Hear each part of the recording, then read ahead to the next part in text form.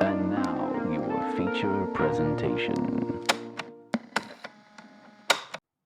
Welcome back to another Untitled movie review. I am one of your hosts, Matt Rorabeck. Alongside, he's allergic to tomatoes, but he is tomato meter approved, Eric Marchen. Matt, are you ready to talk about the Candyman? You can say his name 5 times. Do it. Do it. No. Do Well, it. I'm not near a mirror. Say it into the camera. Well, I mean, a camera. You're seeing your face in a reflection. Oh, I thought you were going to say a camera is the mirror to the soul, the way that the eyes are. That is true. You know what? No, I'm not going to do that, Matt, because after watching Candyman, I've learned not to do that. Yes, the same way that you would with Bloody Mary. I was just going to throw that in there. That's totally fair. Today we are reviewing DaCosta's Candyman, starring Yahya Abdul-Mateen II, Teyonah Parris, Colman Domingo, Tony Todd, the voice of Virginia Madsen. Now, are those spoilers, more. Matt?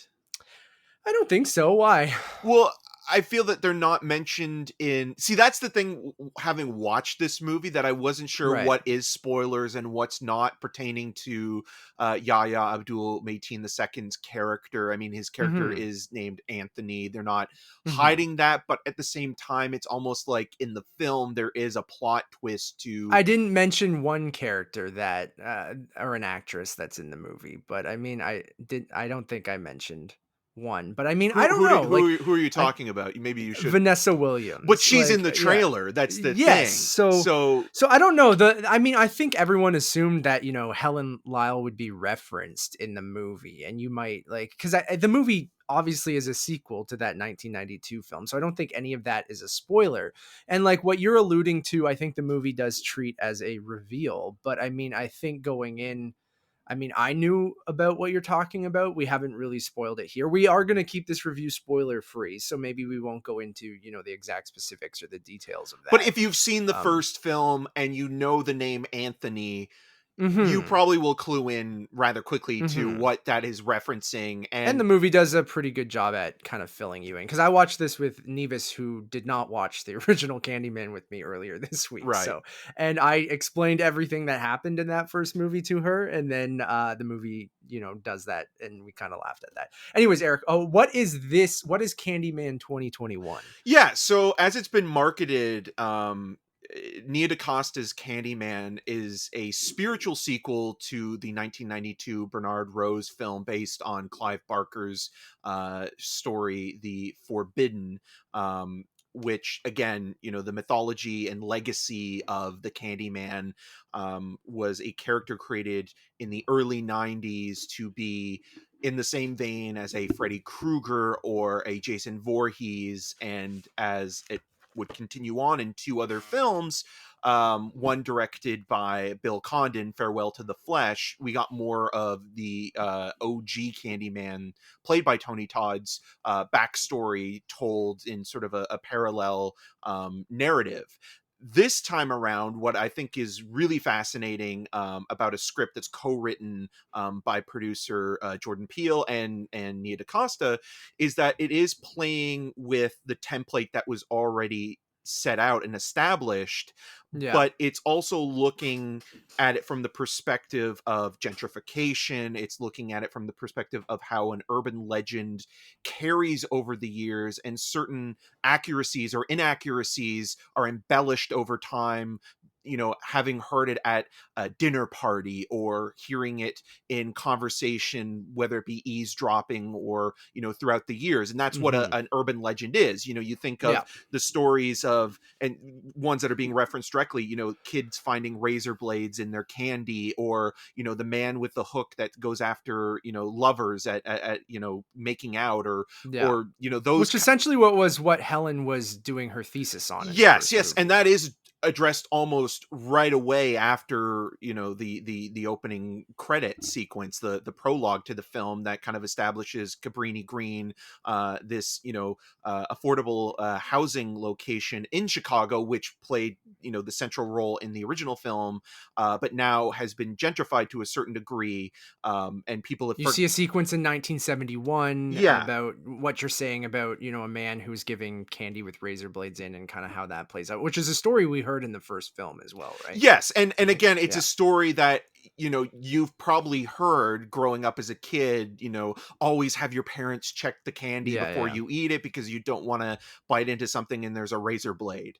But Mhm. again, it's also sort of looking at police brutality and racial injustice even more so than the original one, and it is in the lens coming from a person of color and a woman of color, which I think is also another key factor. And the storyline sort of centers around a once promising painter, Anthony, portrayed by Yahya Abdul-Mateen II, and his art curator girlfriend, Brianna, played by Teyonah Parris.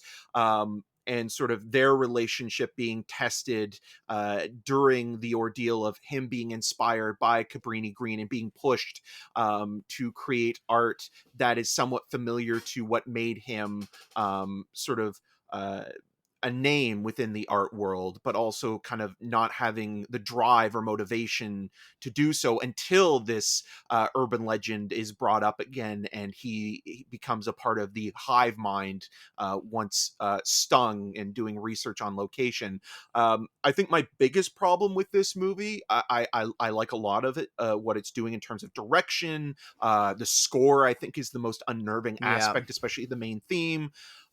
There's a lot to appreciate and respect, but when it comes down to it, what kind of bothered me a little bit is subtext being spoken as text. Like the Sure. idea that everything that this movie is wanting to be about, it's being literal. And there's even a scene where you have an art critic It's who very looks a lot blunt. like Virginia Madsen talking about that, and even her character kind of being one flawed and saying, you're kind in one moment, but then referring to artists and sort of taking advantage of others, which it's even referencing. I mean, I found that to be weirdly refreshing, where you look at artists exploiting a situation in order to gain sort of Notoriety notoriety and or and fame, success. Yeah. and it at least is even calling out its main characters on sort of Totally. the choices that they make. um And even an art critic kind of turning around and initially being like totally awful to him in that moment, and then using black trauma almost as like and just the trauma in general of going, oh, now your art is worthwhile. right, but Like you I also, when you introduce a film critic or an art critic or Yeah, yeah. you always, it's always kind of riding that line of being satirical but also Hmm. maybe a little bit too sensitive, because obviously this, in this situation, it works out much better than, say, Bob Balaban and Lady in the Water. But that's the one Sure. critic that I always think of when, like, M. Night Shyamalan was trying to respond to those who were critical of his plot twists and style of filmmaking, Yeah, where yeah. this is trying to make a point about cultural appropriation, and Yes, yeah. also the idea of what art represents, and exploiting those in order to make your art. And again, I like that it Yeah. calls out the protagonist as much as the film is calling out who the Totally, true yeah. villains are, which are police. Yeah, absolutely. I'll jump on your point of your subtext being text, and I kind of liked the bluntness of it. And I'm just gonna straight up say, like, I really, really loved the movie through and through. Like, I do think, yeah, maybe it's a little bit messy, and maybe it's 90-minute runtime. While I love, when I saw 91 minutes, I'm like, you love to see it just in and out. Let's get this, let's get a nice condensed, slick, stylish horror movie, and I think we got that. I think what you're talking about when it goes into some of the, social commentary and things like that, like I like that it just kind of smashes you with a hook in the head over like about it, and just kind of is Or it just very simply blunt hooks about you. it. Yeah, and I think I like its blunt nature throughout. And I think that, yeah, maybe it could have explored some of those themes a bit more, and maybe dive deeper into some of the characters. And I think that last act is a little messy with its kind of conclusion, but ultimately, like, I think this is a incredibly stylish horror movie with that's brutal, but I think is never gratuitous, even though it is very violent and disturbing and some body horror moments. But I think each time, the titular Candyman kills someone, I thought it was done in a very interesting and exciting way. And you mentioned with the score and the cinematography, and I love some of the editing in the movie, and I was just completely captivated throughout the entire thing. I think Yahya Abdul-Mateen II is fantastic in everything that I've seen him in, even in something like Aquaman that I don't really care I about. think you're going to say Baywatch. I mean, even then, and then he's incredible in Watchmen. If you guys haven't watched that, I think that deals with, not exactly similar themes, but handles certain topics in an incredible way as well. But he's also playing an avatar in a way Yeah. to sort of a legacy character, which I think Totally. is also kind of interesting. And I think this is a sequel that, I just watched the first Candyman 1992 for the first time a couple days ago. You lent me your copy. Thank you, Eric. Oh, no problem. Enjoyed it, but felt a little indifferent or a little removed from it. Like, I'm like, okay, it was like a fun 90s slasher pick with like some decent social commentary, but I also don't think that movie went deep enough into it. I like, like you said, it's a woman of color who directed this movie. So I feel like taking the narrative back. I mean, the first movie was written and directed by a white man. And I just feel like, the blunt nature of it is like, I think perfect for a horror movie like this. And I liked every instance that, the way that, the Candyman is only shown through mirrors and, I thought all that was stylish. There's some editing in the movie. The opening with the Candyman song, Sammy Davis Jr.'s Candyman, with all the, like, I just love little touches like that, little stylistic flourishes, like with the reverse logos. I'm a nerd for all of that kind of stuff, of just immediately like grabbing you, getting a hook in you, which Eric just said. And I was just completely taken by it. It's one of my favorite movies of the year. Like, which is shocking because, like, after watching that first Candyman movie, I was like, it's fine. I don't know now.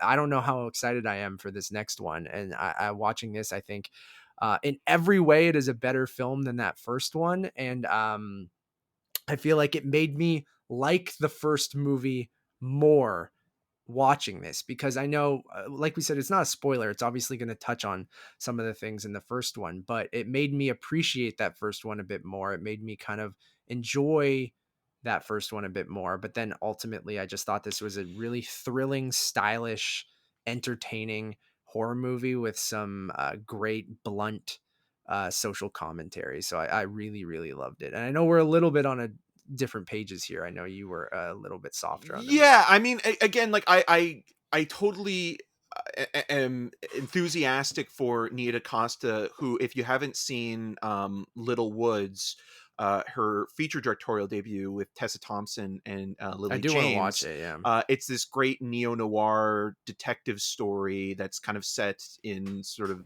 a modern milieu. It's a really solid debut, and obviously she's going to be working again with Teyonah Parris in the Marvels movie coming up, and I want to talk a little bit about Teyonah Parris's character, because you mentioned, the one thing again that turned me off a little bit of this movie is speaking in subtext. The other thing that I actually did like, or I found interesting, but I don't know if it's necessarily because of the movie but because, or maybe because of sort of the marketing around it, but there was a period when the film was kind of first being sort of advertised and everybody was calling it Jordan Peele's Candyman, and there needed to be a correction and saying, no, this is Nia DaCosta's film. He is a producer on the movie and co-writer, but she is the director. And there are moments that I felt, and maybe I'm looking at things and projecting on things, but I felt that Parris's character Brianna almost kind of represented that a little bit more. Or I was at least more heightened in the aware of seeing this art curator who is basically, sort of looking after her boyfriend or taking care of him financially and keeping him afloat. And then everybody else within the art world doesn't respect her for her contributions, but look at her in terms of, being in the shadow of either her late father's tragic backstory, or her boyfriend's current fame or infamy with the tragedy and horror surrounding his work. And you Mhm. see that a couple of times, and I found that was interesting and almost kind of played, or was a reminder of what Nia DaCosta's probably been going through, just on the marketing level of this film. And I think that's interesting as well.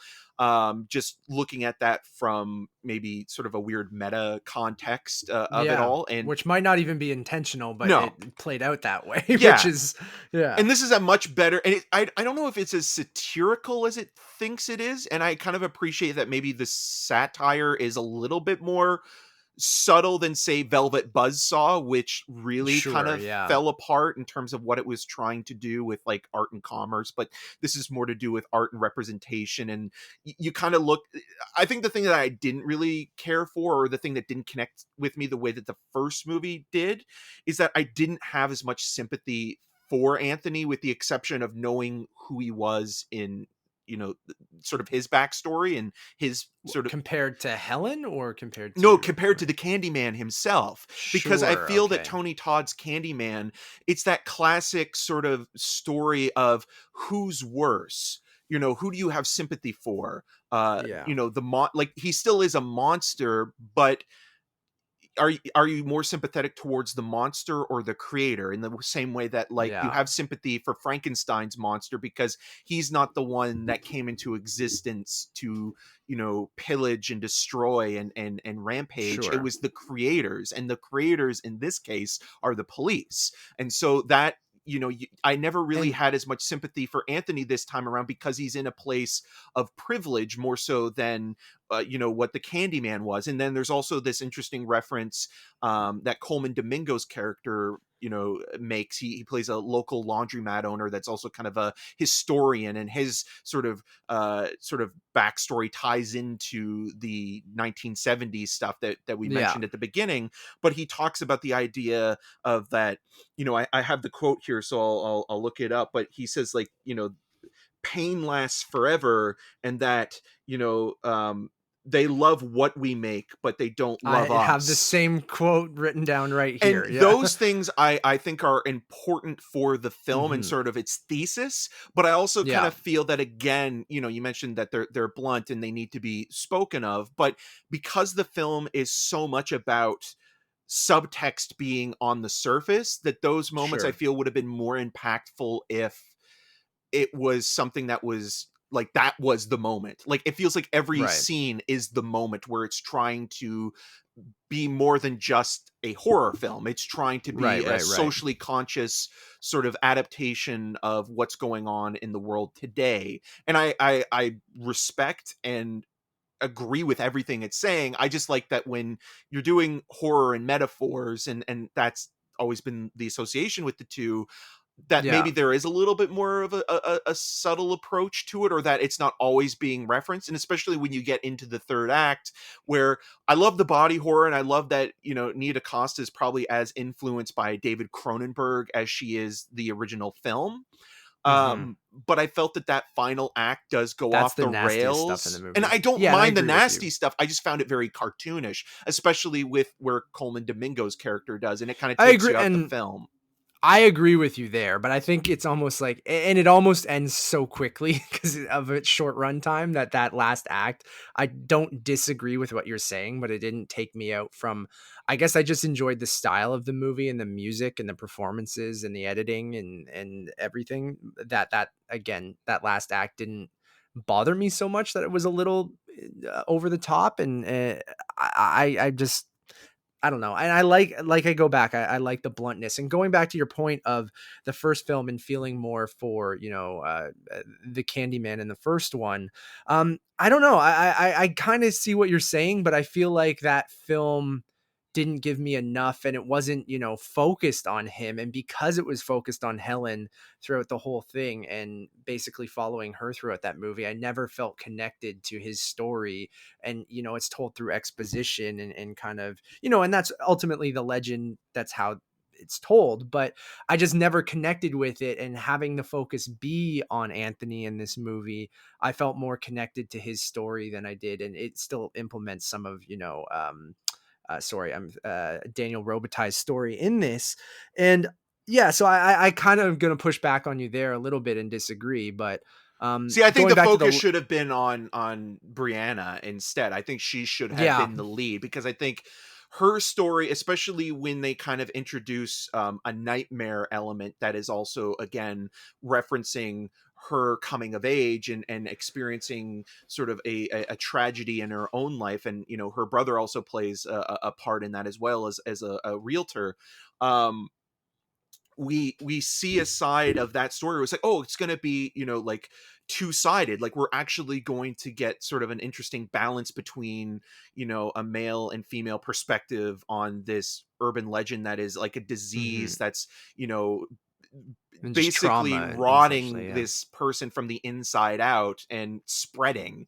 And Yeah. I think all that is interesting, but I felt more of a connection to Brianna than I did Anthony. And I felt that there were times where Anthony was really just more so, you know, the surrogate avatar for, and it relies on your Candyman. connection to his connection to that first film rather than developing him as maybe his own character. But I like, you know, him kind of, like you said, it doesn't he takes advantage of it, and they kind of touch on all that stuff. And going back to the legend stuff, there's some cool animated sequences that we haven't mentioned yet that I actually really like. Yeah, by Manual Cinema, and DaCosta Yeah. and Jordan Peele, their perspective on that was that they didn't want to do flashbacks or use archival footage from the previous films or recreate scenes. Right. So they wanted to, because there was a rumor that someone was cast as Helen Lyle. Yeah, and the art critic actually does Yeah. look a lot like a young Virginia Madsen, Yeah. and I think that probably is partly intentional, because Yeah. I think a lot of this film, in terms of its references to the first film, like even there's a shot of this art dealer who, you know, funnily is named Clive, right, and his sort of intern girlfriend look at the mirror the same way that Ted Raimi and his girlfriend do at the beginning of the original Candyman, in a very similar, it's all about symmetry, right? Like, that's another thing that they talk about. Like, a legend can deviate from, you know, time and time in terms of, like, you know, people telling one person to another and sort of spreading the rumor the way that the disease does. But you need to have some consistency, and that's kind of, again, like a joke that's played up in the last act. But again, I just felt like I like the shadow puppets and how it plays a role, and I think it's more interesting than just having archival footage or recreating scenes with younger actors or de-aging actors. But I just kind of felt that, like, again, this movie is very well put together, very slick, well directed. I think the locations, in terms of, you know, seeing a fuller side of Chicago is fully realized, but there was just something there that kind of kept me removed from getting emotionally invested in the storyline.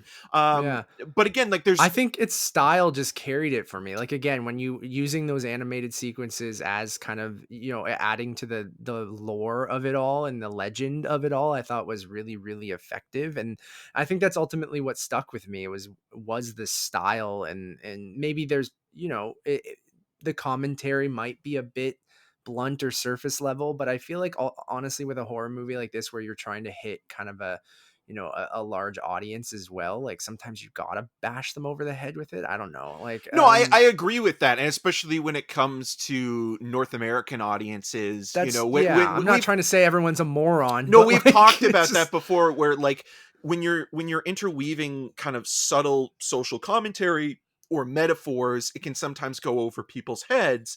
So you've got to take the approach, well, especially what's been going on in the US, and this has been going on for centuries, as even the movie specifies. But sometimes you just need to get to the point, and you need to do it in a way that is, you know, upfront. And again, everything that this movie is talking about, I agree with. It's just when it comes to speaking it as text, it kind of takes away from what you're trying to get at the root at, you know. Like, it's kind of strange. But there is some interesting moments. Like, I actually thought that the opening credit sequence was very critical of the previous film as well, because if you're watching the movie, you'll notice that when it has the three writers' names come up, it doesn't say, and usually when it comes to adaptations, it usually says, based on Clive The Barker's movie by story, yeah, or the previous or the film. movie by yeah. It doesn't, which I thought was No, very they do that at the interesting. very end, in the end Exactly, credits, yeah. yeah. But that's also again very telling. And then, like, just thinking of things outside of the movie, I thought it was just fascinating that you had both Teyonah Parris and Colman Domingo in the same movie again, are reuniting after If Beale Street Could Talk, because they played father-daughter in that.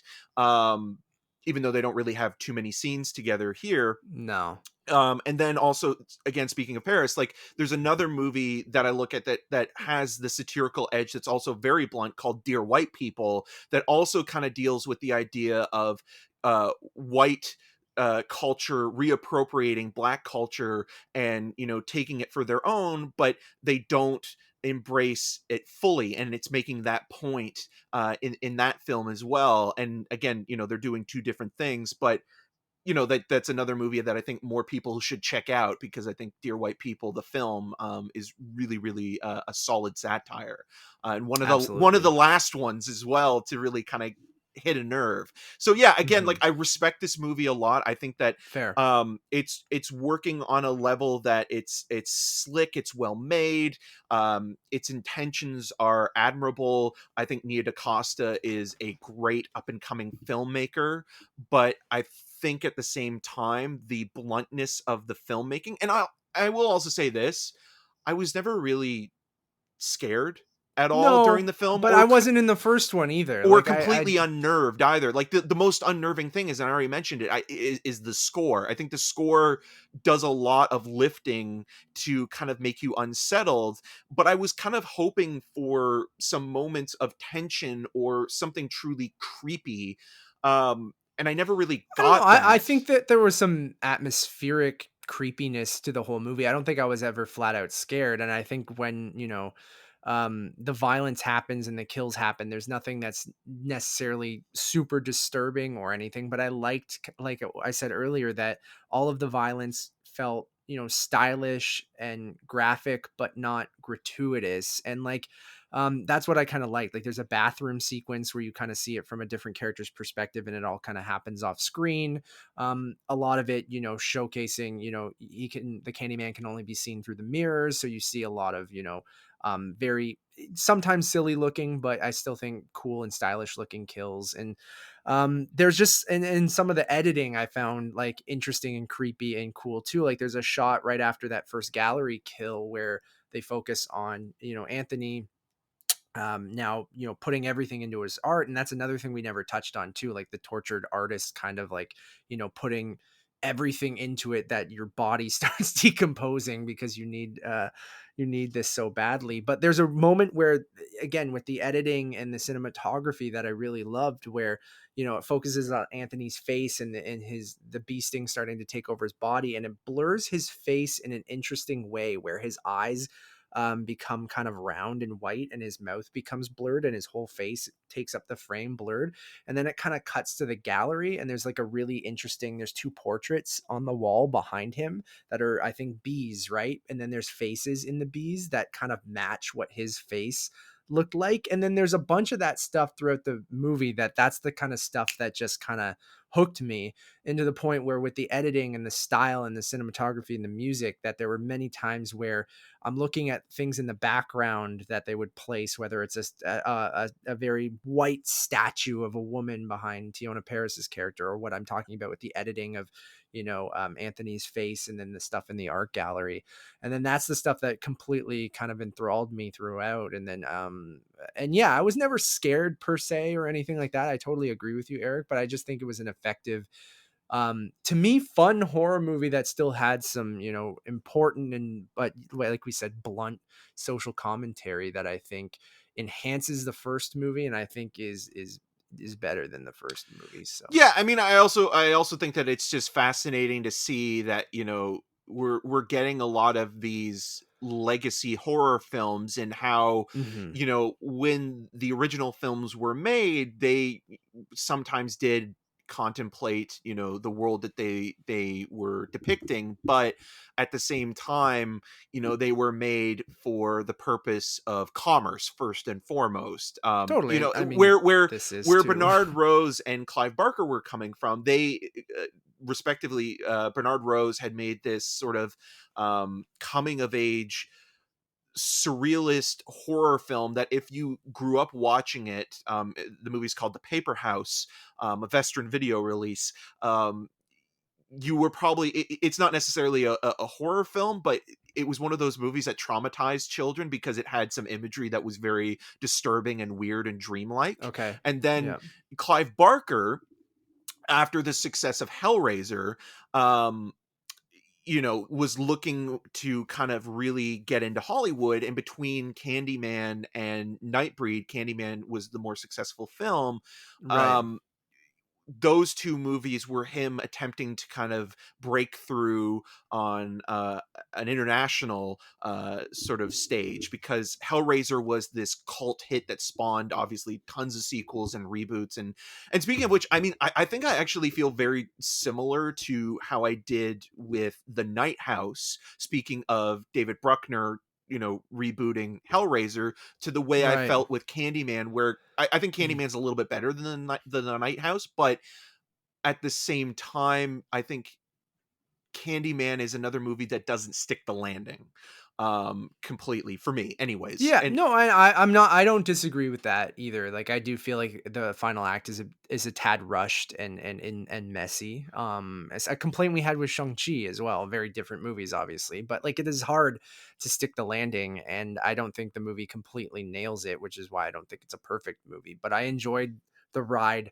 thoroughly throughout, and but I totally see where you're coming from there. yeah, again, it's I love horror movies to death, and when Hmm. I see a horror film that gets the love and attention that it normally wouldn't get, I'm all for it. Like Yeah, I truly wanted to love this movie, and there was a couple scenes that I did rewatch because I just wanted to make sure. And I think it does actually, another thing that we didn't give this film credit for is the way that it handles some exposition. I know I didn't like the, you know, subtext as text, but sure. I do like the way that the Candyman, you know, Helen Lyle story is reintroduced at the beginning of this movie as you know, dinner conversation basically between Brianna and Brianna's brother and his new boyfriend, and how it's kind of, again, like you're hearing it secondhand.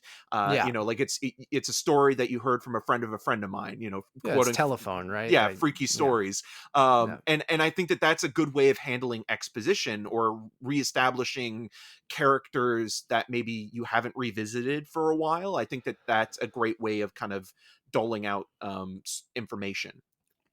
Which the animated sequences come into play in that moment as well, Yes, right? yeah. Like, and it was funny because I mentioned my last thing is like I was watching with Nevis and we started the movie and I paused it and I was like, should I? You didn't watch the first one. Do you want me to just tell you what happens so you have the context? And she was like, yeah, sure. So I went into essentially what happens in that scene where I'm telling the story of the first film to Nevis. So then, 10 minutes into the movie that happens, and You're I'm like, perpetuating the I'm legend. You know, that's yeah, I'm what like, it I'm is. sorry. I should have just let the movie speak for The itself. But idea that a disease spreads the same way as sure. a myth, you know, and Yeah. and how it can sort of go from one person to the other and infect Hmm. people. And I think that that's Hmm. also, again, playing into the body horror stuff. And again, I love any movie that attempts to do the Cronenberg thing. I like the body horror in this it too. I is, thought it was it's nasty, and the practical effects it are is the some of the nastiest part of the best. movie. Yeah. And I actually also do really like that at one point he does go to the doctors. Oh yeah, What I because the whole movie, I'm like, bro, you gotta go see a Well, doctor, man. most movies don't do that, because usually when Yeah. someone gets infected by something, whether it be like, again, you look at the Candyman in this context, it could almost be the equivalent of a vampire or zombie.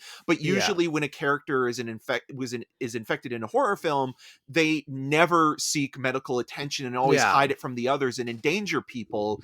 This situation, he goes to the doctors, and that's also an important. I don't know what she prescribed him. I don't know why she let him leave. Like, I feel like Yeah. that would be something where you need to contain him. You'd be like, you need to stay. We need here, to call, to... Wemyss or Yeah. or the WHO Yeah. or the CDC. What happened? Which bee was this? Like, I would be so worried if that was like, contagious and what have you. I know. Like, for her to be like, oh, good thing you came in now, and then I just need let to him see walk out another with a scene band. where she gives him the prescription, or is like telling like what maybe did you should prescribe? stick Penicillin around. is not gonna be enough, bro. Like, it's not.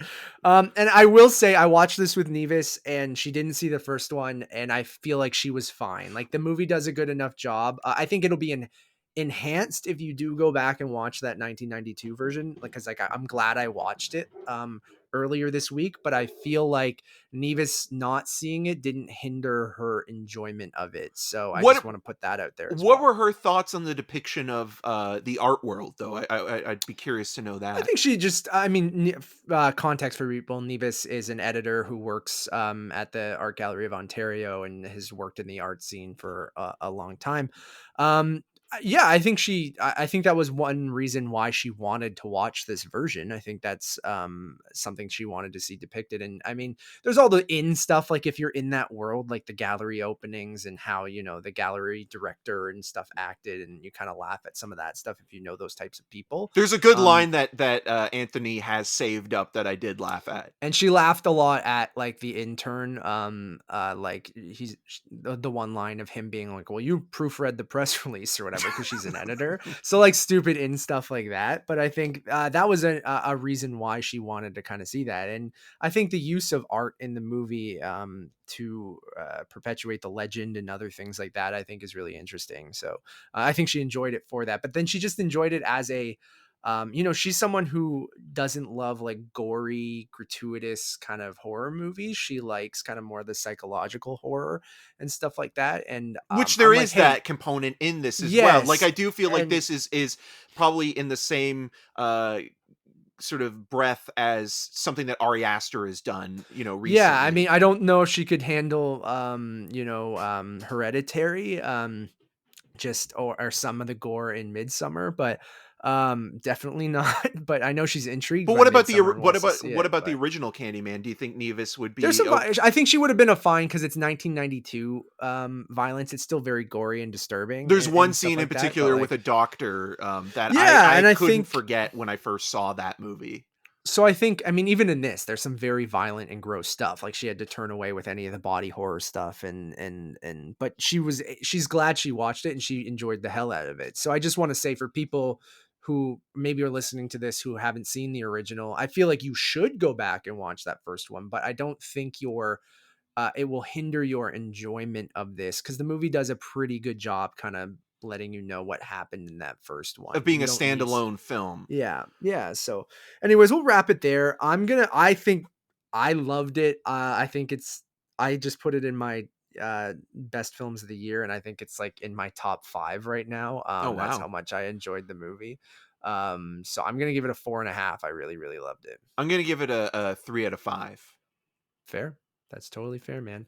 I like when we're not exactly on the same page. But I think we brought because up valid points on both ends. And On again, both I ends, really yeah. want to like the movie, and I still respect Yeah. the film, and I would be told I want to see You more. liked but not loved it. Yeah, and I want to see more of Nia DaCosta as a filmmaker, and obviously we're going to get that with the Marvels movie coming up. But I hope that if she's interested in horror, if she wants to continue to pursue it, I hope so. Or do something original. Like, I would love to see And I think her original take on something that's hers. That's And- not but based then- on previous IP or something like that. It's a conversation we had during Shang-Chi and just in Marvel stuff in general, not to make everything about the MCU, but it seems like every great filmmaker gets or good filmmaker lately gets scooped up by them. But like, it made me excited for someone who didn't care that much about Captain Marvel, and the filmmakers on that first movie, I don't think brought necessarily their touch to that movie. Like, her direction in this, I think, is so great that it made me very excited to see what she will do in the Marvels, because like, I loved the cinematography and editing and just direction of this movie, that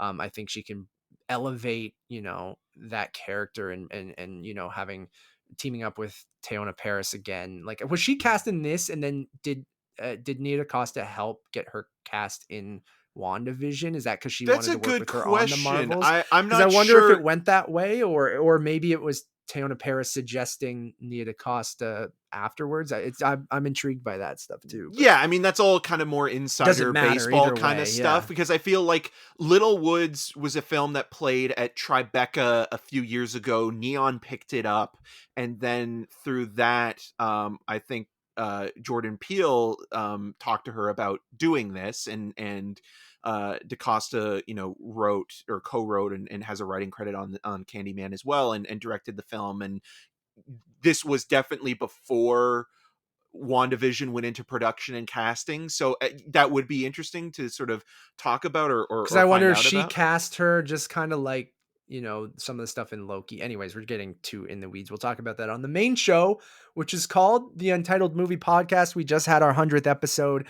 You guys can go check that out. We'll continue this conversation leading into the Marvels and more. But you know what? I loved it. Eric liked it. I think Candyman's definitely worth seeing, if it's safe to do so, or if you feel safe to do so.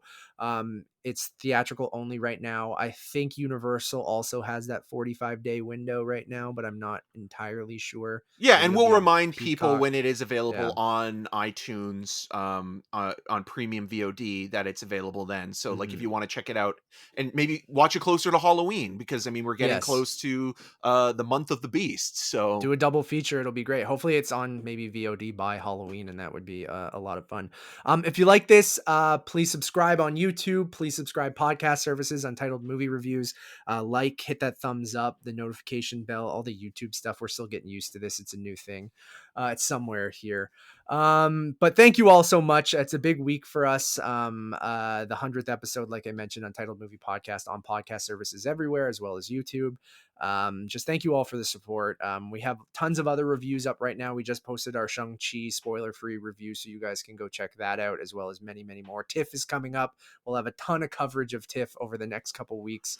It's going to be a blast. So Untitled Movie Conversations, we're kind of tweaking. It's still going to be an interview show, but it's also going to be like one-off kind of reactions or mini convos that aren't podcast length and aren't a review. So we just posted our Spider-Man No Way Home. It's talking about MCU stuff. It always comes back. Reactions. So we missed that on the 100th episode. We posted a YouTube video with our reaction. and it's just us. But We should specify we're yeah, it's conversations not an before interview. we've Yeah. had a guest, but that doesn't mean that we can't have a guest for the one-offs either. No, yeah, So yeah. So Conversations is going to be interviews and also one-off convos between Eric and I and guests about a specific topic that's probably very condensed, 20 minutes or lower. So you can check out our Spider-Man No Way Home reactions on podcast services on Conversations or on YouTube as well. We also changed our social handles. Sorry, there's a lot of kind of stuff at the end of the show. I'm trying to make everything kind of cohesive because we're not, we are mostly podcasts, but there's going to be little other things like that. The podcasts are our bread and butter, but reviews now are a podcast, but they're also YouTube. So I'm changing the handles to Untitled_movies on most places. Sometimes it's Untitled_movie if I couldn't get it on like Instagram and things like that. But on Twitter and Letterboxd, it's Untitled_movies. And Letterboxd is the place to go. So our HQ on Letterboxd, if you're a movie fan, you should be on Letterboxd. All of our stuff is there where we put our ratings, our reviews. The YouTube videos will all be linked there, all of our social channels. So if I'm going to plug something, go over to Letterboxd, Untitled_movies. Everything is over there. So it's our one-stop shop for everything Untitled. So I think that's probably the easiest place to send everyone. I'm done rambling. Thank you all for listening. My name is Matt Rorabeck. You can find more of my work around the internet, but mostly at untitledmoviepodcast.com and here on YouTube and podcast services. And you can follow me on all of those social medias at Matt Rorabeck. And I'm Eric Marchen. You can find more of my video reviews at rogerstv.com/cinemascene and on the social medias at EM6211. Until next time. The Candyman can... Say it 5 times. Do it. No. Candyman. Candyman. Candyman. Candyman.